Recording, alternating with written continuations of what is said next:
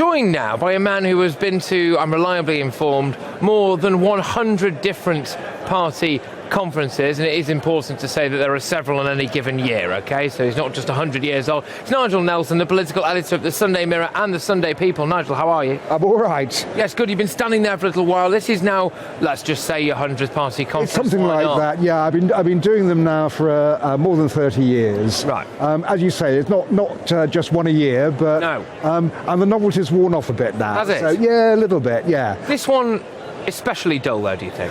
This one's different. Right. This one's very different. What I was surprised about to see here were things like the national anthem, the Union Jack on the Labour set, no red roses, no red flags. This is a very different Labour Party, and certainly this year is marking a huge change in the way Labour is approaching things. Yeah, really interesting. Let's talk about that. I'm done with the boring money stuff, right? So let's talk about that, because actually there's none of this almost like banter Labour side of it, where it used to have people in dungarees shouting for solidarity comrades and pink hair and all sorts of this. Okay, I've seen a couple of people with pink hair knocking about, but it does seem like more serious politics, less student stuff.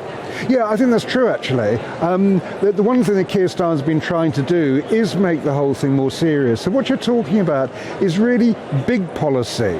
So it is things like his green agenda, the idea of making Britain carbon-free by 2030. That's a huge policy. You're talking about 500,000 to 700,000 jobs.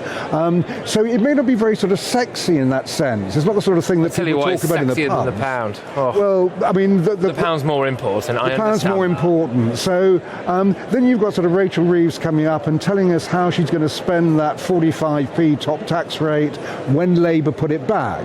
I mean, that was the most bizarre budget since George Osborne put a tax on pasties. Only this one is more important. This is having a much more serious effect than just what's going to happen to Greggs. One thing that I thought was absolutely fascinating, and the timing of this I think is potentially appalling, which is Liz Truss essentially coming out and saying that she's going to do absolutely nothing, it would appear, to cut the numbers of immigration. This is just legal immigration. She does want to continue it in order to help go for growth, as she would say.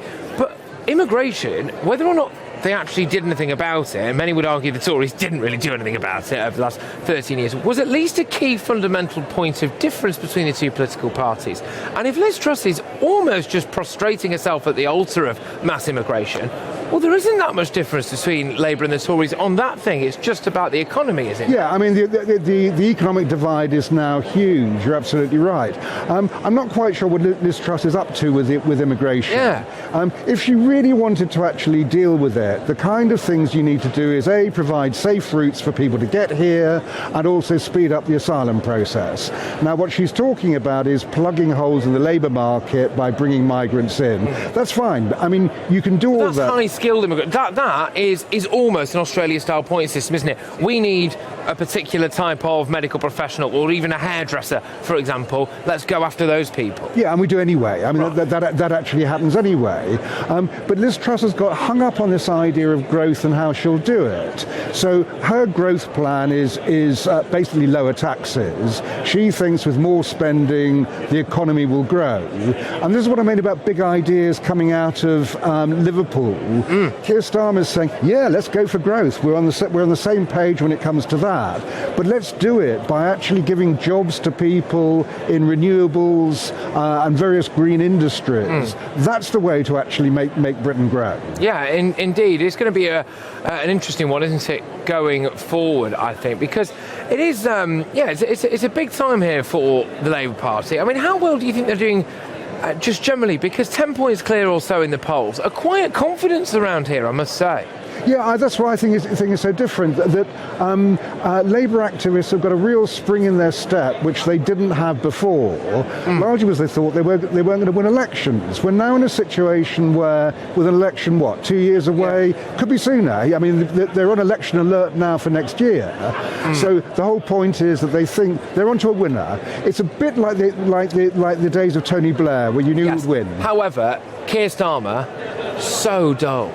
Can he actually win an election? Yes, I think he can. Really? I don't think he's as dull as everyone seems to say he is. I mean, I've spent time in his company. I was with him on Friday doing an interview. I find him great fun.